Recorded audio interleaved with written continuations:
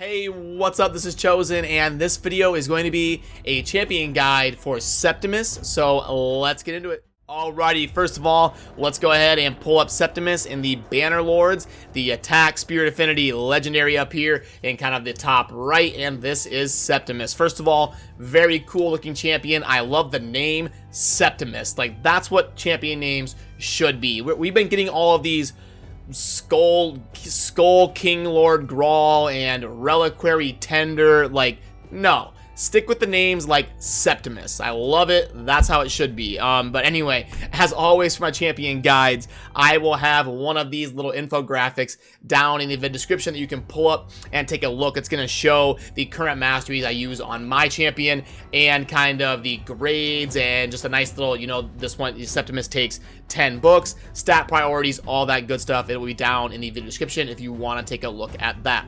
So let's put that away and move on here. Okay, we got a base speed of 102. Very good. Anytime we can get a base speed of over 100, I'm a huge fan of that. And Septimus is an interesting champion. I've wanted to do a guide on him for a while. I've always been kind of working on something with him. So I'm just now kind of getting to a point where I feel like there's some cool stuff I can kind of show with Septimus. He's got the A1 that attacks one enemy, grants an extra turn, and resets the cooldown of this champion's Holy Sword skill if the target is killed. So he can really kind of snowball in a speed farming scenario that I'll kind of show you. And this is the skill that it says is going to reset. So attack one enemy, ignore shield, and block damage buffs. Damage increases according to enemy max HP, and as you can see, it scales based on attack and enemy max HP. The bigger portion of that scaling is the enemy max HP. That's going to scale harder than the attack in this scenario. And then he's got a pretty cool passive called Giant Slayer, which also shares a name of the T6 Mastery Giant Slayer. It's going to be each attack has a 30% chance of increasing the duration of all debuffs on the target by 1 turn. Damage inflicted by each attack increases by 30% if the enemy's current HP is over 50%. So he can really be cool in some clan boss scenarios in terms of kind of being a pseudo debuff extender that can hit really hard. He's really good against Void Affinity because he's really gonna clap the clan boss really hard as long as it's over 50%, which if the clan boss is Void Affinity, that ability is proccing. And then he's got increased ally attack in all battles by 23%. So he's got kind of a well-rounded kit in terms of being an attack damage dealer. He's got a little bit of debuff extension. He's got ignore shield, ignore block damage. He's got skill resets, 102 base speed. He's a pretty well-designed legendary. He's somebody who's got a good niche in the game, but he's not like broken or bonkers, ridiculous, overpowered or anything. He's a pretty well-designed champion in my opinion. So I will go ahead and pull up my Septimus, and I actually have two Septimuses, Septimi, how do you say that? I have two of Septimus. That's however the proper way to say that is. So yeah, you got Septimus. This is my one. This was the first one I kind of built, and I built him in terms of like general utility to use in faction wars. I really wanted a damage champion that could sustain himself in faction wars, so I went with lifesteal and then a couple really good pieces of attack that I have lying around, so he can kind of support himself and hit pretty hard. And the reason that he pairs pretty well with the lifesteal set is because A, he's gonna deal damage on every turn. Typically those type of champions are the ones that are going to work really well with lifesteal. They're going to be stealing and healing, or not really stealing, but they're going to be healing every turn. They're not having like a turn where they don't attack. You can see he's got his A1 and his A2. He's also got the ability to get an extra turn here, so he can really steal a lot of health back. So it makes him a good candidate in a faction war scenario for lifesteal. And in terms of masteries, this can get a little bit different. If you're gonna use him in the clan boss, you're gonna want War Master on him, you know, to get those War Master procs and really snowball that damage. You'll probably scale that out better than having the crit, the extra crit. But I use him in a faction wars and spider scenario, so getting this flawless execution was a definite must for me to get him to hit as hard as possible. And there's really no great choice in terms of masteries besides the offense side of things. He doesn't need accuracy, so you can get the HP and just kind of go down to Lore of Steel. So this is the way that I built mine.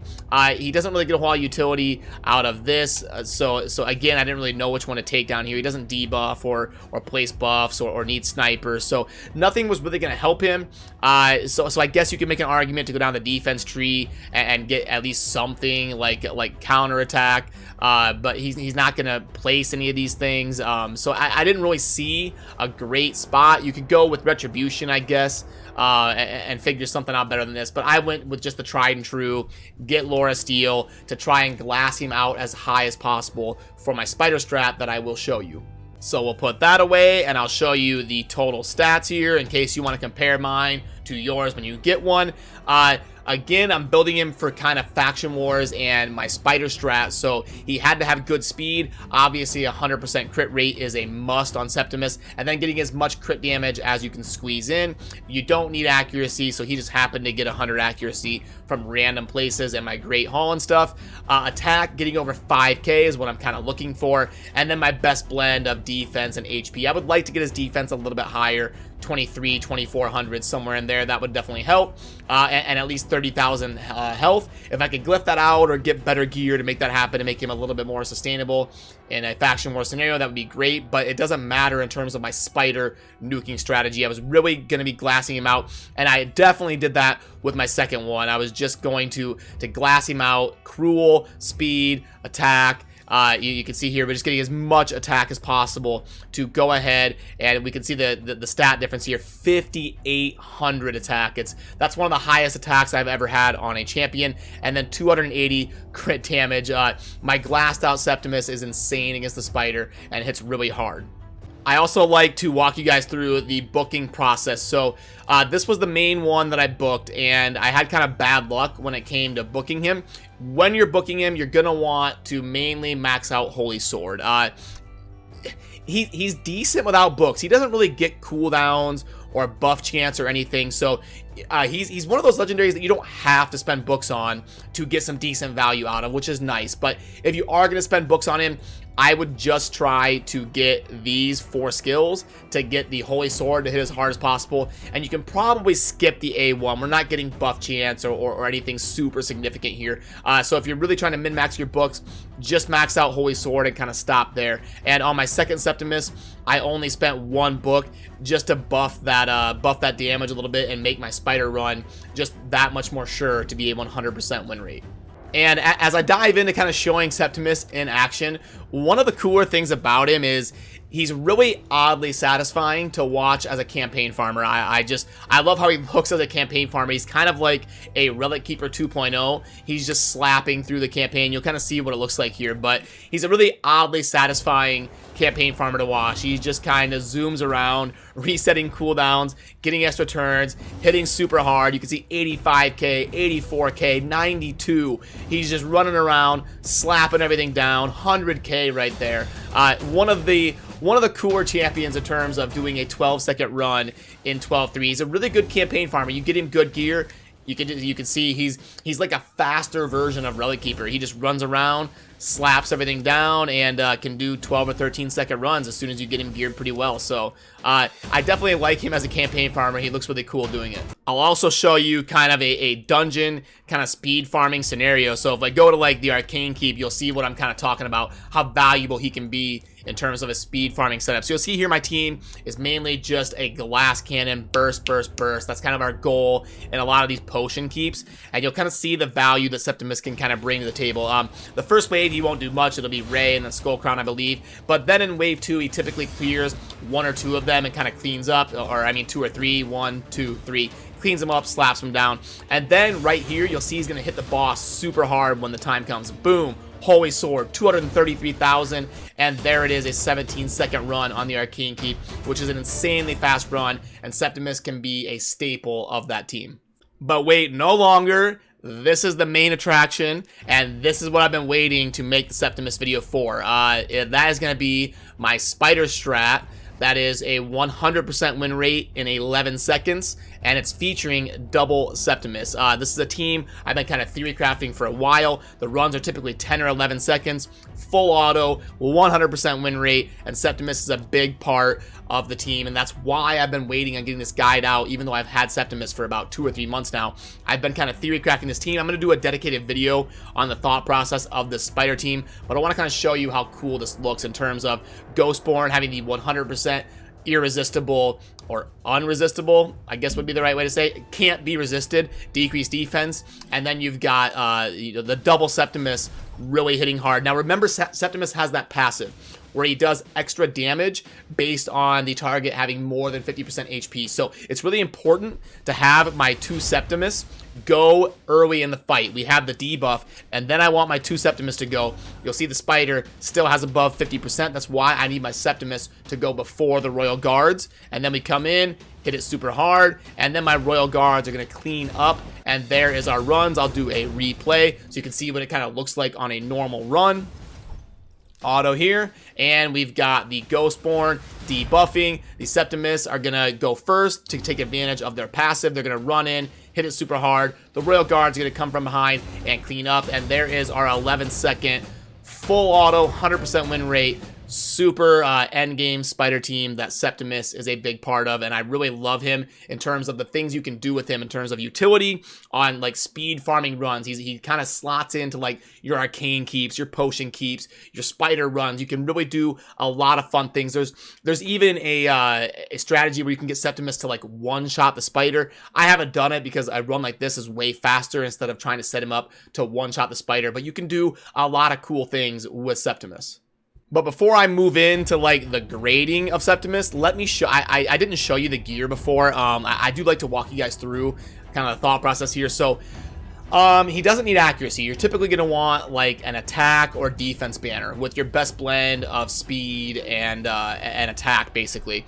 And then we're always going to want crit damage, in my opinion, for the amulet with your best blend of attack and defense and HP. The ring, a flat defense ring is not that bad because his base defense is only 990. Not a bad idea to give him at least a little bit of defense and go a flat def there, especially if you can get some pretty good rolls of attack. Like if you can get a flat defense roll that triple rolls attack, that wouldn't be bad for him either. But you're basically just looking for your ring to be a stat stick here. You can go attack percent boots on someone like Septimus as long as you're able to speed tune him to go pretty well and fit within your roster and go behind your debuffers and all that. You're gonna want an attack percent chest on him for sure. And then in terms of the gear, you can go crit damage or crit rate gloves on him. Again, you're gonna want to make sure you have really good crit rate substats on your other champions to help make sure, because you got to get that 100% crit rate to make sure he's consistently putting out the deeps when he's using those abilities. The top ones are pretty self-explanatory. I'll show you them just in case you are curious. And now let's head into the grading. So reviews. Okay, Clan Boss. Again, I would show you a fight with him in the Clan Boss. I just don't have him built to be featured in one of my teams, and I don't have and I've already done my max damage for the day, so it doesn't really make sense for me. I would love to show him in a battle. He is good there in terms of being an extender. Not super reliable, it's 30%, and he's an attack champion. You're gonna want him in lifesteal, using him against the Clan Boss. Gosh, he's like a 4.5 or so. He can be pretty good, but the fact that he's not really going to be as good when the Clan Boss goes down below Void, I will give him a 4. But he's very good against Void. Campaign locations, I love him in the campaign, as I showed you. He's one of my favorite ones to use. Arena offense. Ignoring shield and block damage can be cool as like a sniper. I'll give him a 4.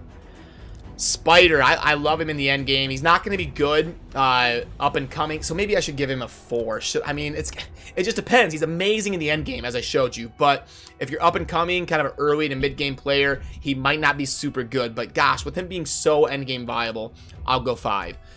Dragon, so he's good against the dragon. The only problem is he's spirit affinity, and dragon 20 is magic, so I'll give him a 4.